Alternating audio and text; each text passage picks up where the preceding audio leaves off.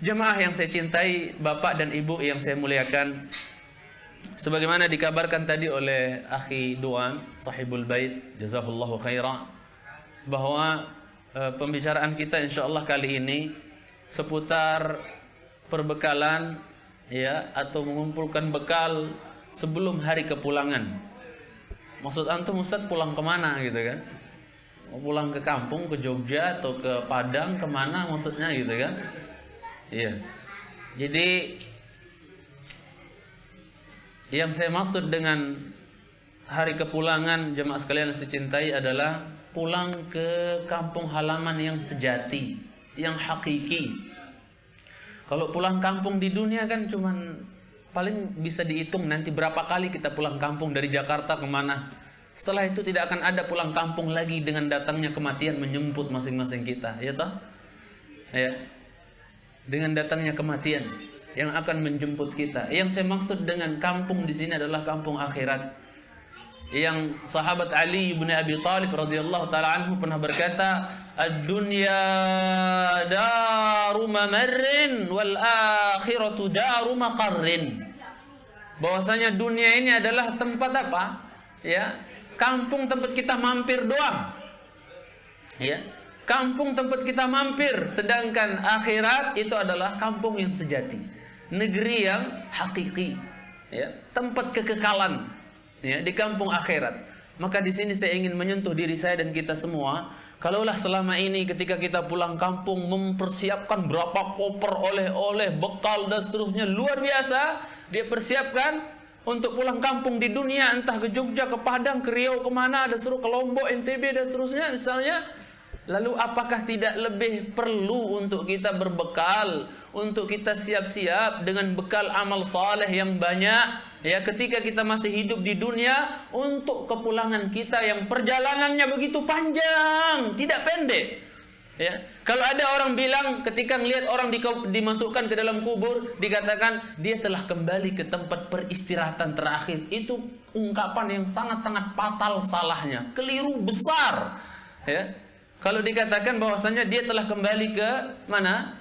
Tempat peristirahatan terakhir. Saya katakan kepada orang yang ngomong seperti itu, kuburan itu adalah stasiun pertama dari stasiun-stasiun akhirat.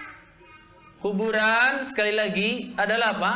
Ya, stasiun pertama sebelum kita lewati stasiun yang begitu banyak. Setelah kita pindah dari alam barzakh nanti ke alam akhirat, akan ada hari pembangkitan, yaumul ba'ats. Yaumul ba'ats, setelah itu hari mahsyar, kita dikumpulkan, dihalau menuju Allah Jalla wa'ala oleh para malaikat. Wa jaa'a rabbuka wal malaku saffan saffa, dan seterusnya, dihalau, ya.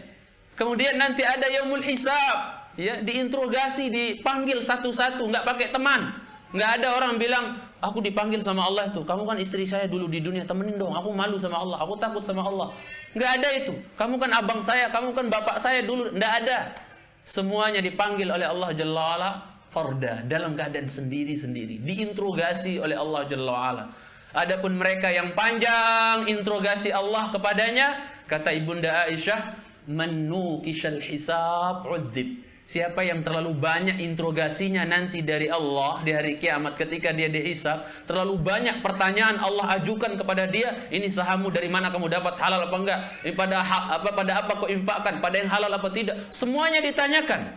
Kalau terlalu panjang hisabnya, interogasinya, kata Ibunda Aisyah, itu dikhawatirkan calon orang yang akan disiksa. Tapi kalau hisabnya hisaban yasira, hisab yang ringan, pertanyaan beberapa saja, udah, maka insya Allah itu ciri-ciri orang yang selamat insya Allah. Apatah lagi diberikan kitabnya dengan tangan kanan, catatan buku amalnya itu diberikan Allah dengan dengan tangan kanan. Waliyadzubillah, sebagian orang diberikan catatan amalnya dengan tangan kiri, bahkan dari belakang, ciri-ciri dia adalah calon penghuni neraka. Waliyadzubillah.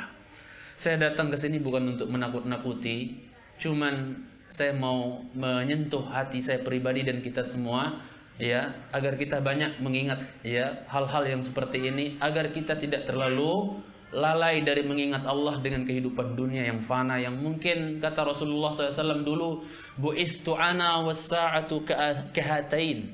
Aku diutus jadi nabi, kiamat itu sebegini, kata Nabi. Dhamma bainas sabbabati wal wusta. Beliau gabungkan, dempetkan antara antara jari telunjuk dengan jari tengah, digempelkan.